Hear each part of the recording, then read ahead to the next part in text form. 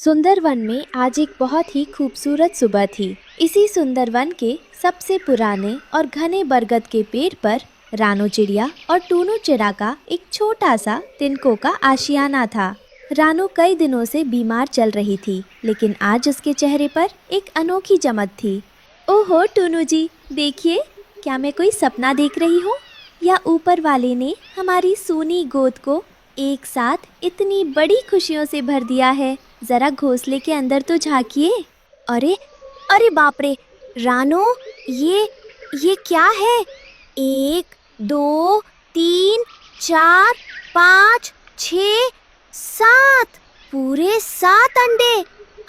रानो, मेरी तो आंखें फटी की फटी रह गई हैं। हमारे छोटे से घोंसले में एक साथ पूरे 7 नन्हे नन्हे अंडे। ये तो सचमुच चमत्कार है। हाँ टूनू जी, ये ऊपर वाले का आशीर्वाद है। हमारे घर में एक साथ 7 नन्हे मेहमान आने वाले हैं। मेरा दिल तो इन्हें देखकर ही धड़कने लगा है। मैं तो अब एक पल के लिए भी इनसे दूर नहीं होना चाहती। खुशियाँ तो बहुत बड़ी थी, लेकिन इतने छोटे से घोंसले में एक साथ 7 अंडों को सुरक्षित रखना और आने वाले बच्चों की परवरिश करना रानो और टूनू के लिए एक बड़ी चुनौती थी। रानो, खुशियाँ तो बहुत बड़ी हैं, लेकिन हमारे पास खाने के लिए दाना कम है और ये घोंसला भी बहुत छोटा है। एक साथ 7 बच्चों को पालना, उनके लिए भोजन जुटाना और उन्हें उड़ना सिखाना कोई आसान काम नहीं होगा। मुझे तो अभी से डर लग रहा है कि मैं इतने बड़े परिवार का बोझ कैसे उठा पाऊंगा। टूनू जी, आप बिल्कुल चिंता मत कीजिए और हिम्मत रखिए। जब ऊपर वाले ने चोंच दी है तो वो दाना भी जरूर देगा। हम दोनों मिलकर दिन रात मेहनत करेंगे और अपने बच्चों को एक अच्छा जीवन देंगे। आप बस घबराइए मत। दोपहर के समय जंगल की दूसरी तरफ बहती नदी के किनारे ठंडी छांव में कुछ पक्षी महिलाएं दाना चुगने और पानी पीने इकट्ठा हुई थी। वहाँ रानो के 7 अंडों की चर्चा जोर शोर से चल रही थी। अरे ओ गोरी बहन, बबली कबूतरी, तुम दोनों ने सुना क्या? आज सुबह सुबह हमारे जंगल में एक बहुत बड़ा चमत्कार हुआ है।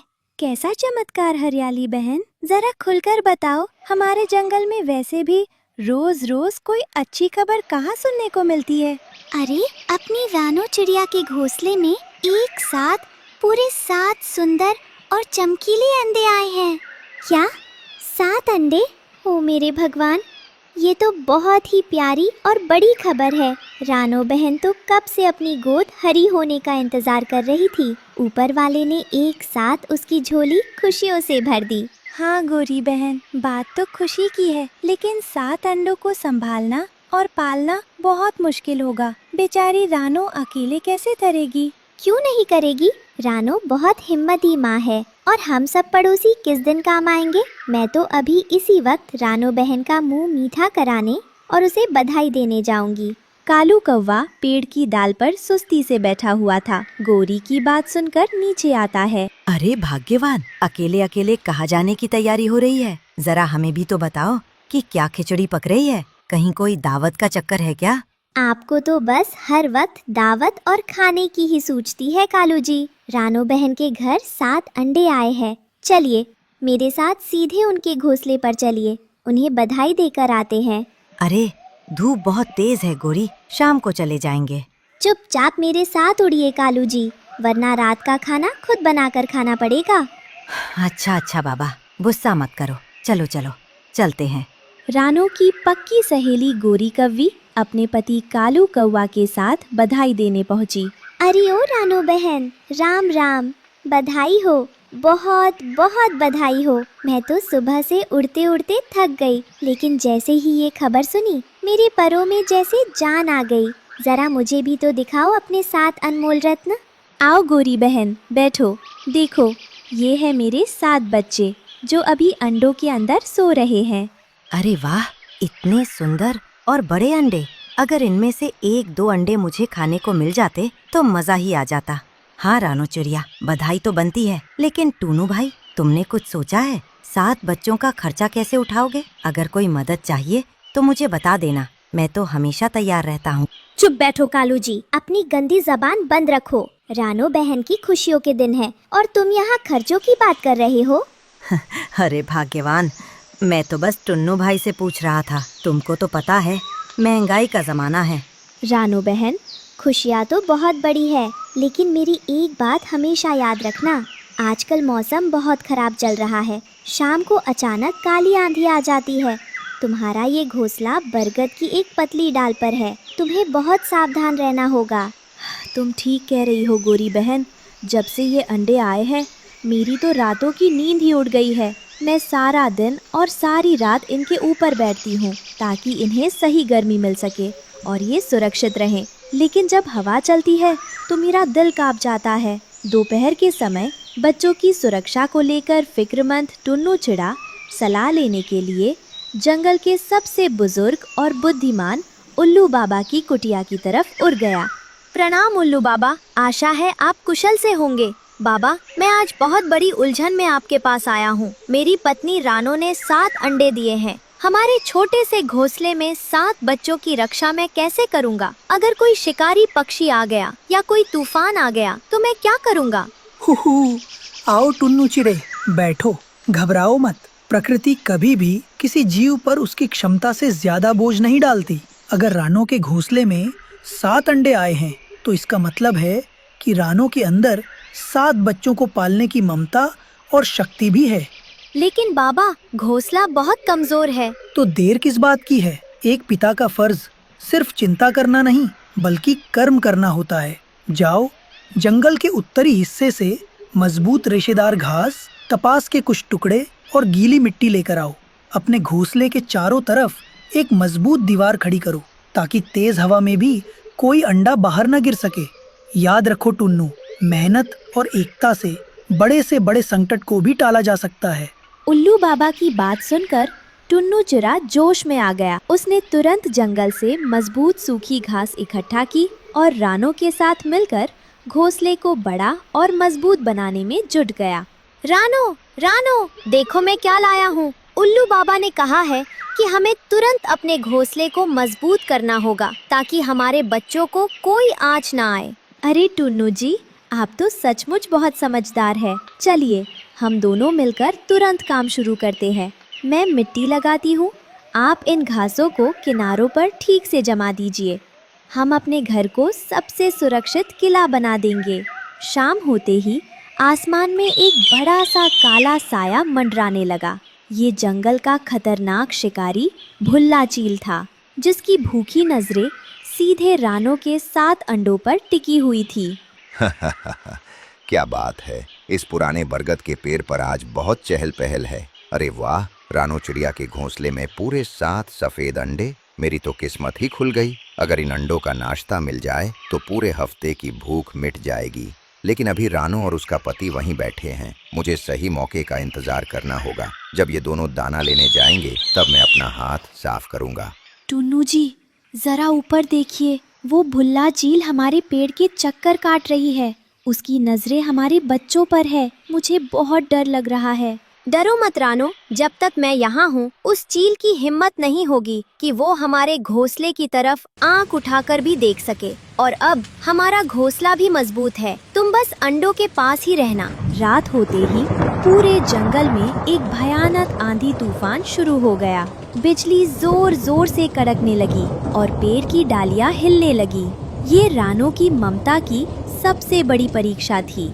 रानो, रानो, बहुत बड़ी आफत आ गई है। ये आंधी बहुत खतरनाक है। बिजली पेड़ के बहुत पास कड़क रही है। हमें घोंसले को बचाना होगा। हे भगवान, मेरे बच्चों की रक्षा करना। मैं एक माँ हूँ, अपने बच्चों को कुछ नहीं होने दूंगी। टुन्नू जी, आप घोंसले के दोनों मुख्य किनारों को अपने पैरों और चोंच से कसकर पकड़ लीजिए ताकि हवा इसे उड़ा ना पाए।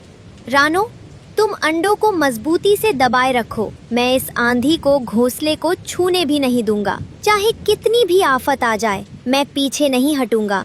आंधी, तू जितनी चाहे उतनी तेज चल ले, लेकिन आज तू एक माँ की ममता और एक पिता के इरादों से नहीं जीत सकती। मेरे जीते जी मेरे बच्चों पर एक आंच भी नहीं आ सकती। पूरी रात ठंड में ठिठुरते हुए रानो अंडों पर ढाल बनकर बैठी रही और टुन्नू घोंसले को संभाले रहा। आखिरकार सुबह हुई, तूफान थमा और सूरज की सुनहरी किरणों ने रानो के घोंसले को छू लिया। रानो, देखो, सुबह हो गई, तूफान चला गया है, सूरज निकल आया है। जरा उठो रानो, देखो हमारे बच्चे कैसे हैं। टूनू जी, देखो, हमारे सातों अंडे बिल्कुल सही सलामत हैं। एक भी अंडे पर खरोच तक नहीं आई। हमारी मेहनत और ऊपर वाले के आशीर्वाद ने हमारे बच्चों को बचा लिया। रानो, तुम दुनिया की सबसे बहादुर माँ हो। कल रात जो हौसला तुमने दिखाया, उसी की बदौलत आज हमारा परिवार सुरक्षित है। आंधी टलने के बाद अब अंडों के अंदर से टिक टिक की हल्की हल्की आवाजें आने लगीं। घोंसले में एक नए जीवन की हलचल शुरू हो चुकी थी। रानो, रानो, जरा अपनी चिंता छोड़िए और नीचे देखिए, अंडे हिल रहे हैं। हाँ रानो, इस सबसे बड़े वाले अंडे के अंदर से टिक टिक की आवाज आ रही है। अरे सचमुच टूनू जी, जरा पास आइए, अंडों के टूटने का समय आ गया है। देखिए, इस पहले अंडे पर एक छोटी सी दरार आ गई है। वाह, हमारी तपस्या सफल हो गई रानो। देखो, दूसरे अंडे पर भी दरार आ गई। अब हमारे बच्चे इस दुनिया को देखने के लिए बाहर आ रहे हैं। देखते ही देखते सातों अंडे टूट गए और उनके अंदर से 7 गुलाबी नन्हे नन्हे बच्चे बाहर आ गए। घोंसला उनकी मीठी ची ची की चहचहाहट से गूंज उठा। ओ मेरे बच्चों, मेरे 7 नन्हे सितारे, इस सुंदर दुनिया में तुम्हारा स्वागत है। देखो टूनू जी, ये कितने प्यारे लग रहे हैं। मेरी सारी थकान, मेरी सारी रात की मेहनत सफल हो गई। रानो, ये सब तुम्हारी हिम्मत की वजह से हुआ है। अब मैं इनके लिए जी जान से मेहनत करूँगा और रोज ढेर सारा मीठा दाना लेकर आऊँगा। आज हमारा घर इस मीठी चहचहाहट से गूंज उठा। तुम सचमुच इस जंगल की सबसे बेहतरीन माँ हो। बच्चों के जन्म की सुरीली आवाज सुनकर गोरी कौवी, कालू कौवा और बाकी पड़ोसी पक्षी भी रानो को बधाई देने और बच्चों पर प्यार लुटाने वहां आ पहुँचे। हाय रानो बहन, मेरी तो छाती खुशी से फूल गई है। देखो तो सही, 7 छोटे छोटे फरिश्ते कैसे एक साथ ची ची कर रहे हैं। रानो बहन, तुम्हारी ममता के आगे तो कल रात का वो भयानक तूफान भी घुटने टेक कर चला गया। हाँ रानो चिड़िया, बधाई तो बनती है, लेकिन टुन्नू भाई, तुमने कुछ सोचा है? 7 बच्चों का खर्चा कैसे उठाओगे? आखिर मैं इनका कालू चाचा हूँ। दाने के इंतजाम में तुम्हारी पूरी मदद करूँगा। शुक्रिया गोरी बहन, शुक्रिया कालू भाई। आप सबके प्यार और टूनू जी के साथ ने ही मुझे वो ताकत दी। एक माँ और पिता का आंचल अपनी संतान के लिए दुनिया का सबसे सुरक्षित स्थान होता है।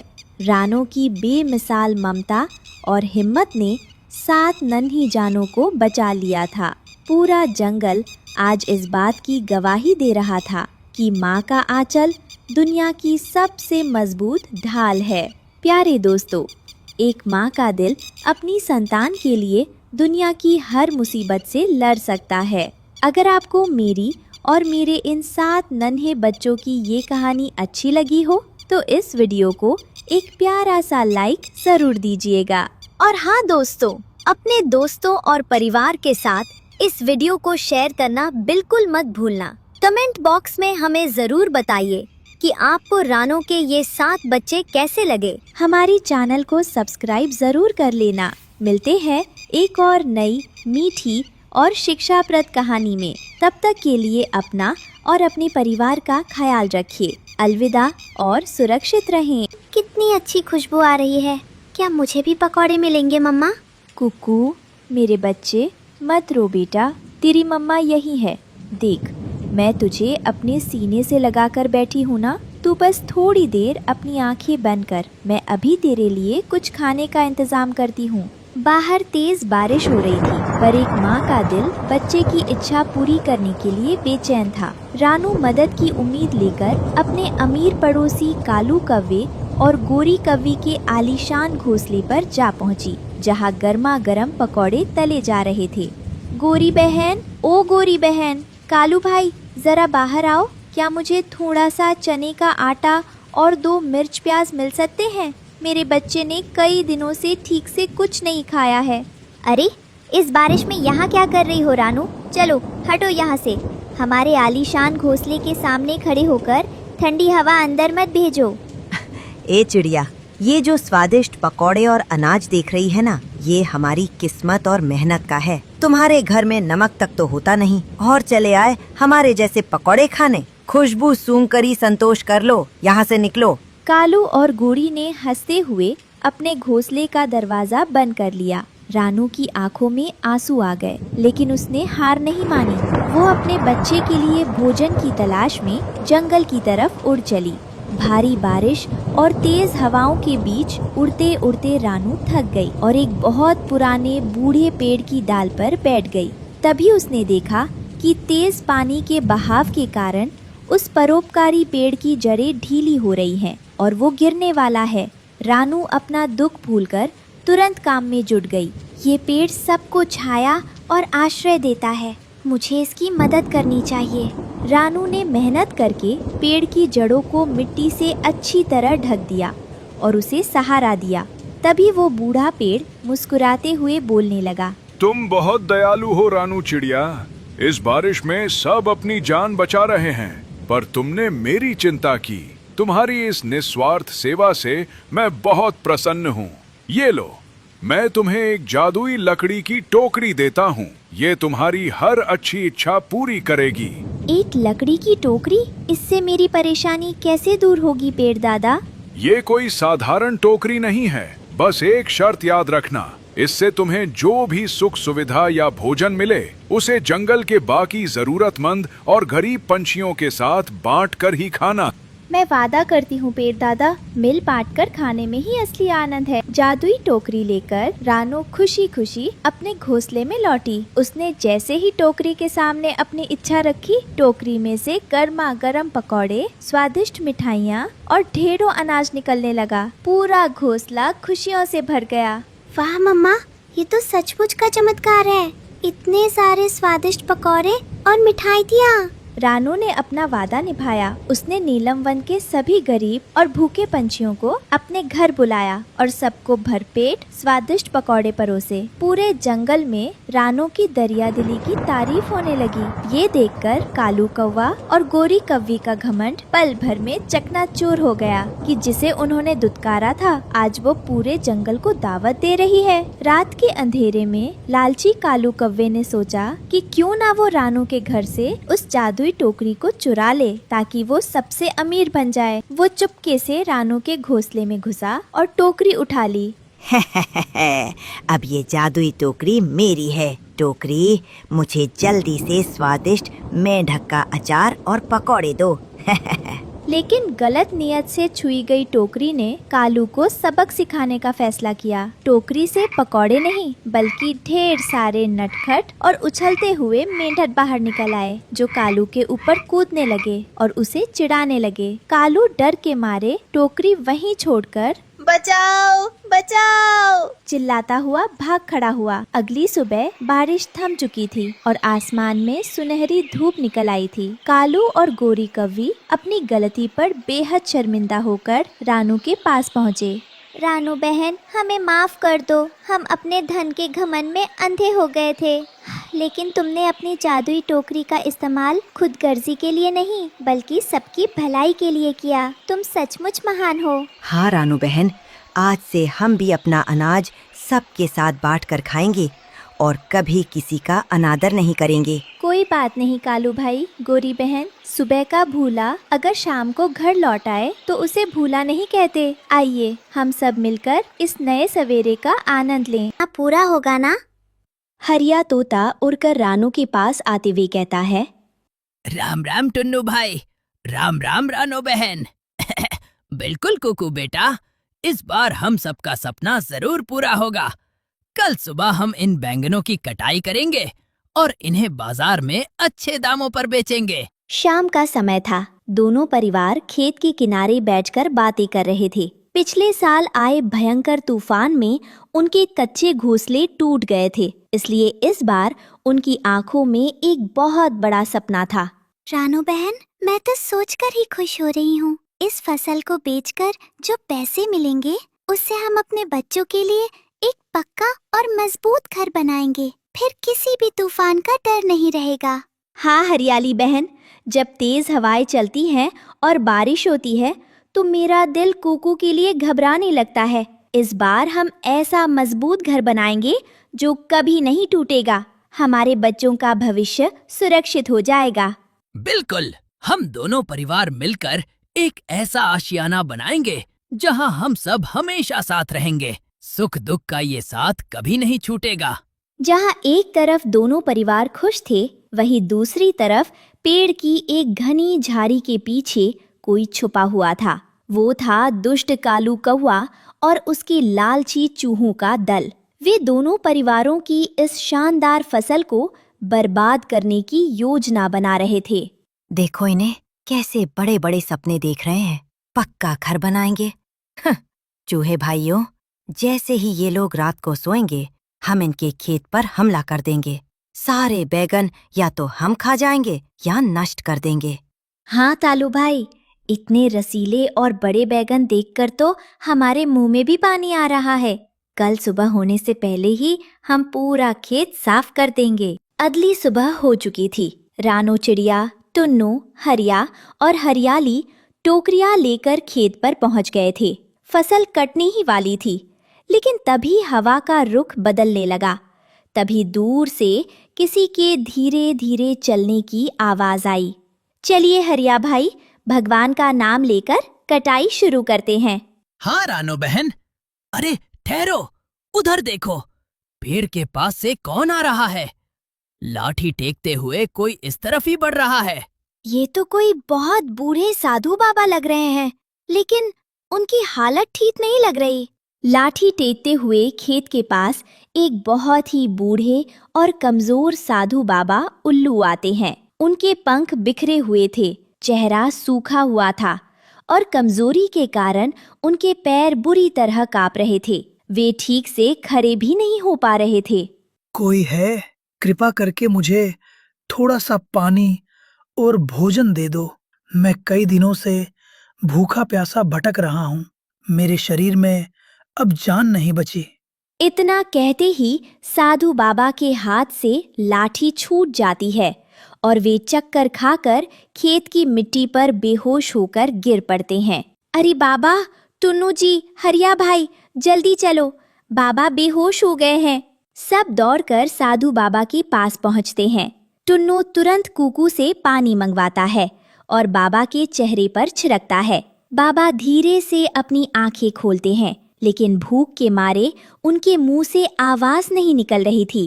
बाबा, आप चिंता मत कीजिए, आप सुरक्षित हैं। रानो बहन, बाबा बहुत भूखे हैं। इन्हें तुरंत कुछ खिलाना होगा, नहीं तो इनके